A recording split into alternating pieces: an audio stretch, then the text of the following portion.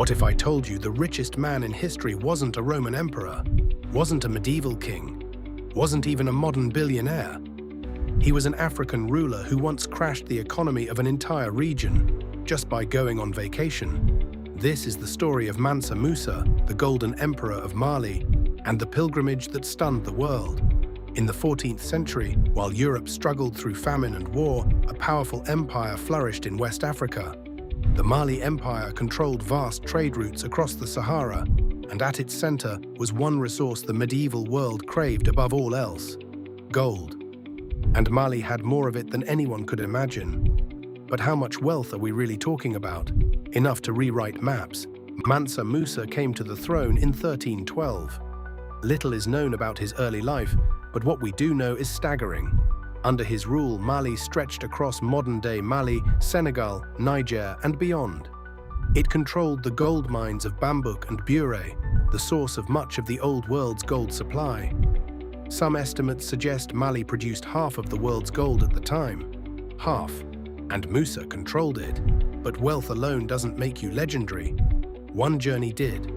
In 1324, Mansa Musa set out on the Hajj, the sacred pilgrimage to Mecca. But this was no ordinary journey. He traveled with 60,000 people, thousands of soldiers, heralds in silk, and 100 camels, each carrying over 300 pounds of pure gold. When Musa passed through Cairo, he gave away so much gold in charity and gifts that the price of gold collapsed. For years. Imagine being so wealthy, you accidentally cause inflation in another kingdom. And this wasn't rumor. Arab chroniclers documented the event. European cartographers took notice. On the famous 1375 Catalan Atlas, Mansa Musa is drawn seated on a golden throne, holding a massive nugget of gold. To medieval Europe, he was the symbol of unimaginable wealth.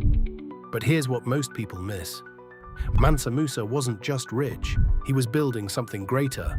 When Musa returned to Mali, he didn't just bring back souvenirs, he brought architects, scholars, books. He transformed Timbuktu into a center of learning, home to the legendary Sankore University. At its height, Timbuktu housed tens of thousands of students and vast libraries of manuscripts. Science, law, astronomy, theology. While much of Europe was in the early Renaissance, West Africa was already a beacon of scholarship. Mansa Musa didn't just display wealth, he invested it in knowledge.